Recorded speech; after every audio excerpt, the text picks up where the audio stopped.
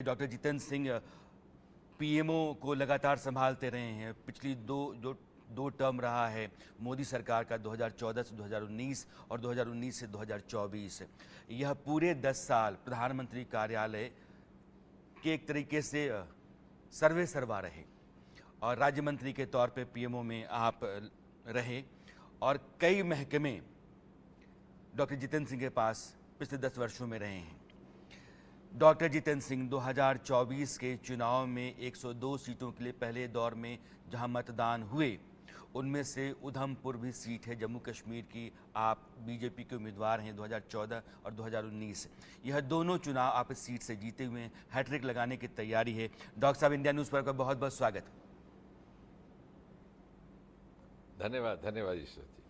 Sir, ये 370 के हटने के बाद पहला आम चुनाव है जम्मू कश्मीर में और इस बार राज्य के भीतर नए मतदाता भी आए हैं।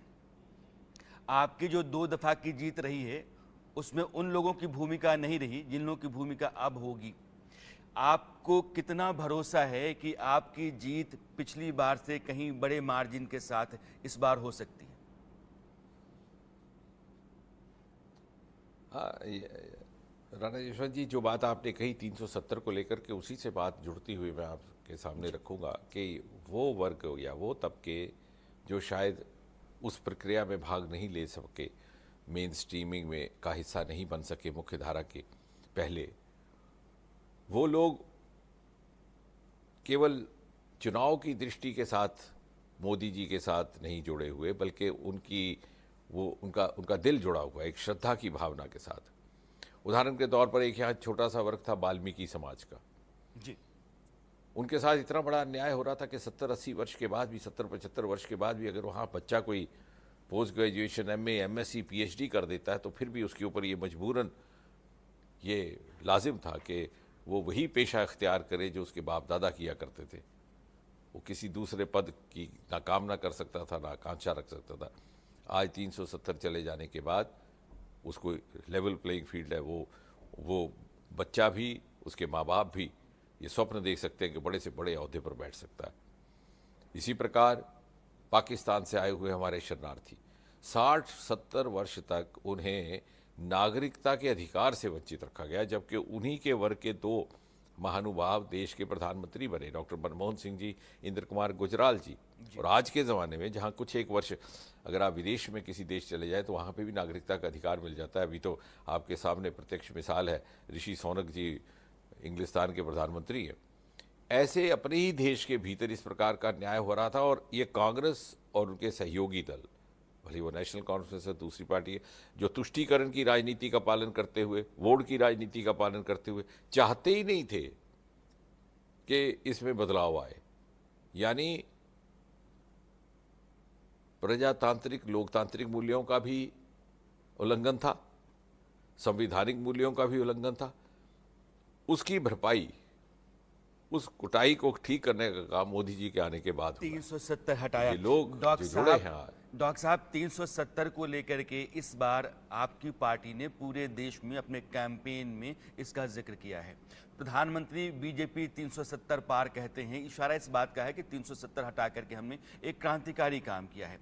आपने भी कहा कि वैसे लोग जो पाकिस्तान से आए इस देश के प्रधानमंत्री बन गए, मनमोहन सिंह और गुजराल साहब, लेकिन जो जम्मू कश्मीर गए थे वो 35A के तहत वहाँ नागरिक की हैसियत में नहीं थे। आपने वो सब कुछ उनको दे दिया है।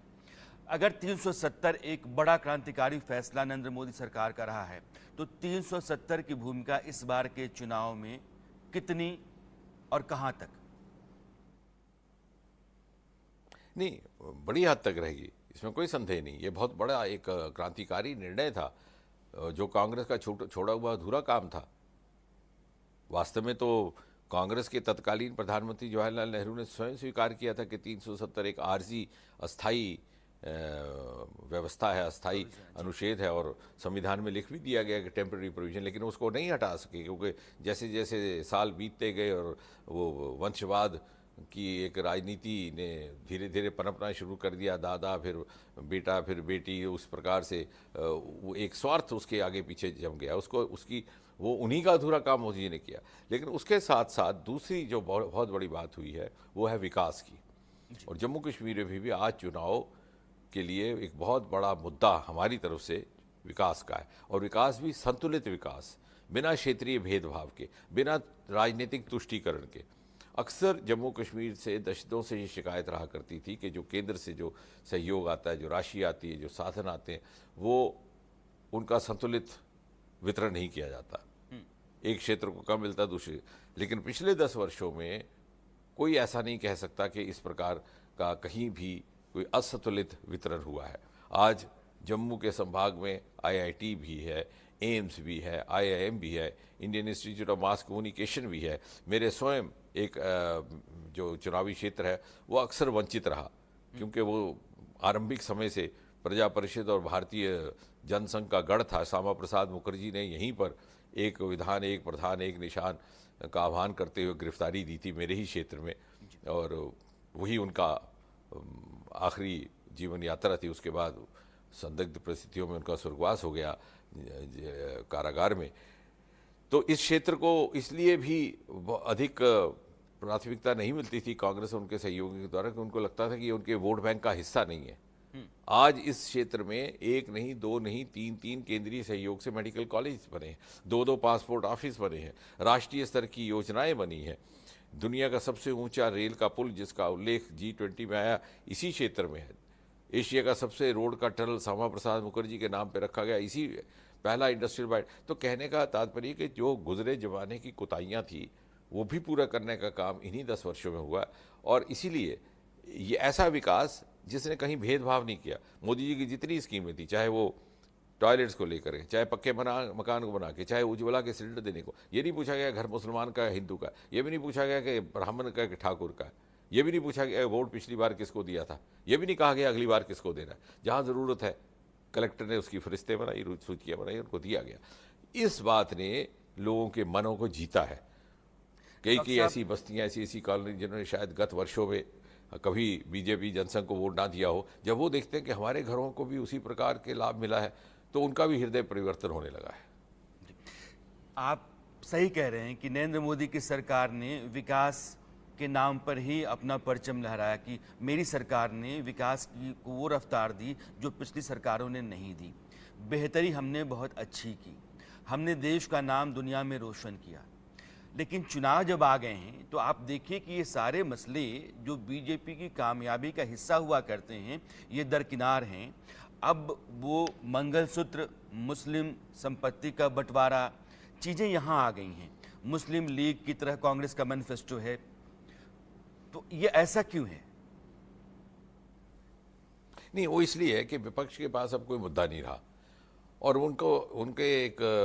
उनकी शैली का ये हिस्सा बन चुका था कि समाज को तकसीम करके, उसको विभाजित करके वोट बैंक की राजनीति करनी। गत 50-60 वर्षों का आप इतिहास देखिए कि ऐसा समय भी गुजरा है कि जब एक जनरल इलेक्शन में कांग्रेस ने एक प्रदेश में हिंदू को मुसलमान के खिलाफ किया, दूसरे प्रदेश में मुसलमान को हिंदू के खिलाफ किया। और आज भी ये जो बातें चल रही हैं, चाहे वो वेल्थ टैक्स को लेकर के, चाहे ये सैम पिट्रोडा जी के फलसफे को लेकर के, ये भी कहीं ना कहीं इनमें तुष्टीकरण की बो आती है। मोदी जी ने उस कल्चर को समाप्त करने का एक बड़ा ईमानदाराना प्रयास किया है। डॉक्टर साहब, बारी बारी से मैं आता हूं। और जात पात से उठ करके, मैं चूंकि 3 मसले हैं, एक मसला जो है वो मुस्लिम लीग की तरह मैनिफेस्टो है कांग्रेस का, जिसका जिक्र प्रधानमंत्री ने किया। दूसरा मसला ये है कि हम संपत्ति का बंटवारा लोगों के बीच में करेंगे, और तीसरा सैम पित्रोदा जिसका जिक्र अभी आप कर रहे हैं। राहुल गांधी और कांग्रेस ये कह रही हैं कि हमने कहीं नहीं कहा है कि हम सर्वे करा करके और संपत्ति जो सबकी है वो मुसलमानों को दे देंगे, लेकिन प्रधानमंत्री के हवाले से ये कहा गया कि संपत्ति जो है उन लोगों को दे दी जाएगी जो संख्या में ज़्यादा, जिनके बच्चे ज़्यादा हैं, तो मंगलसूत्र तक आपका दे दिया जाएगा। इसको एक चुनावी तुर्रा ही माना जा रहा है। यह कहीं से कांग्रेस स्वीकार नहीं करे कि हमने ऐसा कहीं कुछ कहा है। नहीं, मैं समझता हूँ कि जो प्रधानमंत्री मोदी जी ने कहा उसके बाद कुछ उसमें जोड़ने का ना कोई औचित्य है, ना आवश्यकता है, वो अपने में पर्याप्त है। भले ही उन्होंने किसी वर्ग विशेष का नाम ना लिया हो, लेकिन इशारा बड़ा स्पष्ट है। हर व्यक्ति इस बात को समझता है कि तुष्टीकरण किस वर्ग का करने का प्रयास हो रहा है, और ये एक बहुत ही दुर्भाग्यपूर्ण और बहुत ही आने वाले समय के लिए, समाज के लिए कोई सेहतमंद इशारा नहीं है।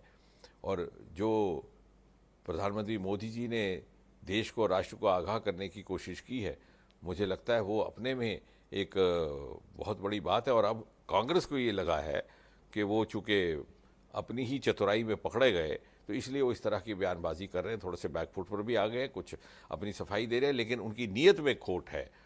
और वही खोट जिसने उनके वशवाद को बनाए रखा 50-60 साल। लेकिन पहली बार प्रजा लोकतंत्र का भाव क्या है, जमहूरियत का असल उसका जज्बा क्या है, भाव क्या है, उसका एहसास मोदी जी ने करवाया है। और यही कारण है कि मोदी जी के नाम से सारा देश एक डोर में जुड़ जाता है, चाहे उत्तर हो कि दक्षिण हो कि पूर्व हो कि पश्चिम हो कि पूर्वोत्तर हो। और ये आम आदमी समझता है कि जब मोदी जी मुझे कोई बात समझा रहे हैं तो इसमें कोई ना कोई विश्वसनीयता है, कहीं ना कहीं मेरा भला है और मेरे लिए कहीं ना कहीं चेतावनी भी है। कांग्रेस की बात में एक बार फिर से आपके सामने रख रहा हूं। राहुल गांधी ने ये कहा कि हम सर्वे कराएंगे वेल्थ का, और जिन लोगों को 16 लाख करोड़ रुपए मोदी जी ने 22 लोगों को दिए हैं, उनकी संपत्ति का एक हिस्सा, बाकी 90% को देंगे। दूसरी बात, मनमोहन सिंह का बयान जो 2006 का था, जहां तक प्रधानमंत्री ने भी इशारा किया है कि देश के संसाधनों पर पहला हक मुसलमानों का है। तो मनमोहन सिंह के बयान और राहुल गांधी के बयान, इन दोनों को जोड़ करके कांग्रेस के इंटेंट को प्रधानमंत्री या बीजेपी देश के सामने रख रहे हैं, लेकिन कांग्रेस कह रही है कि दोनों बातें गलत तरीके से रखी जा रही हैं।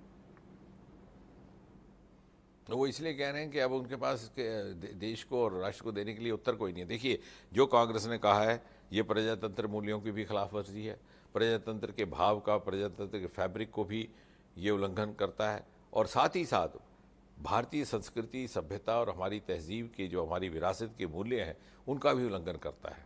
हमारा एक बड़ा सुदृढ़ फैमिली सिस्टम है, एक हमारा एक परंपरा है, ये उसकी भी वायलेशन करता है। और जो इनके गुरु हैं सैम पेट्रोडा, वो भी उसी परिप्रेक्ष्य से आए हैं, और जो उन्होंने कहा है मुझे लगता है देश का हर व्यक्ति मैं सर, सैम पेट्रोदा ने भी सफाई दी और कांग्रेस ने भी। जयराम रमेश ने उनका निजी बयान माना है कि उनकी निजी राय है, पार्टी का से कोई लेना देना नहीं है। और सैम पेट्रोदा कह रहे हैं कि हमने एक सवाल के जवाब में जो अमेरिका में कानून है उसका जिक्र किया, इसका मतलब ये कतई नहीं है कि उसको हिंदुस्तान में लागू किया जाए। अब ये तो अभी कह रहे हैं वो, जब आप जैसे जब मीडिया के हाथों भी पकड़े गए, लोगों के हाथों पकड़े गए, लेकिन अब उनको बताइए, पूछा जाए कि अमेरिका के कानून का यहाँ जिक्र करने की आवश्यकता क्या लगी उन्हें, वो भी ऐसे समय, संवेदनशील समय जब चुनाव में देश चुनाव से गुजर रहा है। कहने का तात्पर्य यह है कि सदा खिलवाड़ करते रहे, लेकिन अब वो समय जाता रहा। मोदी जी के नेतृत्व में देश जागरूक हो गया, राष्ट्र जागरूक हो गया, और सरकार भी बहुत सतर्क है। ये जो, जैसे मैंने उस दिन कहा था अंग्रेजी में कि some of these politicians are playing the tricks of the last election where the voter has moved on. ये पिछली गुजरे ज़माने के गुजरे इलेक्शंस की चतुराइयाँ अब काम नहीं आएंगी कि जिस तरह से ये लफ्ज़ों के जाल में लोगों को बांध कर और को उलझा करके कर रहे थे। प्रधानमंत्री जी ने इनके लफ्ज़ों के जाल को तहस नहस कर दिया, दूध का दूध, पानी का पानी हो गया। अब ये अपने आप को डैमेज कंट्रोल में लगे हैं, लेकिन जनता समझती है कि इनके पीछे की भावना क्या, मंशा क्या है, नीयत क्या है। डॉक्टर साहब, मुझे ख्याल आ रहा है कि 2019 के चुनाव थे और चुनाव से पहले भी सैम पेट्रोदा के 2 बयान आए थे। एक बयान था कि कितने मारे आतंकवादी सीमा पार जाकर सर्जिकल स्ट्राइक में, उस पर भी बीजेपी ने उस इलेक्शन कैंपेन को बड़ा मुद्दा बना दिया, उनके बयान को। और एक बयान शायद उन्होंने ये दिया था कि 1984 में जो हुआ सो हुआ, 5 साल में आपने क्या किया। तो ये चुनाव के ऐन पहले सैम पेट्रोदा के इस तरह के जो विवादास्पद बयान आते हैं, ये तो बीजेपी के लिए बड़ा अच्छा खासा हो जाता है मुद्दा, विशेषकर जब ये तो सारी दुनिया जानती है और कांग्रेस पार्टी स्वयं भी कहती है कि वो उनके राजगुरु हैं। तो जब कांग्रेस पार्टी के राजगुरु कुछ कहते हैं तो निश्चय ही कांग्रेस पार्टी भी उसी का पालन कर रही होगी, अप्रत्यक्ष रूप में, चाहे वो जो भी सफाई दे। अच्छा डॉक्टर साहब, अभी डॉक्टर जितेंद्र सिंह जो इशारा कर रहे हैं, सैम पेट्रोदा राहुल गांधी के मेंटोर के तौर पर माने जाते हैं, ऐसा कहा जाता है। राजीव गांधी के वो सलाहकार रहे बतौर प्रधानमंत्री, राजीव गांधी जब देश में काम कर रहे थे। मनमोहन सिंह के वो सलाहकार रहे। और कांग्रेस के जो विदेश अफेयर है, बाहर जो कांग्रेस काम करती संगठन के तौर पर, उसके अगुआ हैं, वो अध्यक्ष हैं उसके। और इसलिए डॉक्टर साहब बार बार राहुल गांधी और सैम पेत्रोदा को जोड़ रहे हैं कि पारिवारिक मामला है। डॉक्टर साहब, एक चीज़ मैं महसूस कर रही हूं इन चुनाव में कि बार बार बीजेपी कह रही कि ये पार्टी जो कांग्रेस है ये सिर्फ तुष्टीकरण ही करती रही है, एक समुदाय विशेष का भला करने के नाम पर जो बहुसंख्यक है उसके अधिकारों का हनन करती रही है, उसको मारती रही है। ये कैसे है? नहीं, मैं तो ये करूँगा, मैं तो बल्कि इसमें ये बात भी जोड़ दूं कि जहाँ एक और ये एक वर्ग विशेष का तुष्टीकरण करती रही, वहाँ दूसरी ओर इन पर यह भी आरोप है कि उन्होंने भारतीय जनता पार्टी के बारे में गलत धारणाएं समाज में फैलाने का प्रयास किया। उदाहरण के तौर पर जब मुझे पूर्वोत्तर की जिम्मेवारी दी गई और पहली बार मैं वहाँ पहुँचा आज से 9-10 वर्ष पूर्व, तो वहाँ पर अजीबोगरीब भारतीय जनता के पार्टी के बारे में बातें फैलाई गई थी कि साहब ये आए हैं, ये आपकी दिनचर्या बदल देंगे, ये आपके खान पान को बदल देंगे, आपके पूजा पाठ के तौर तरीके को बदल देंगे, जो हमने ना कभी सुना, ना कभी गुमान किया, ना सोचा।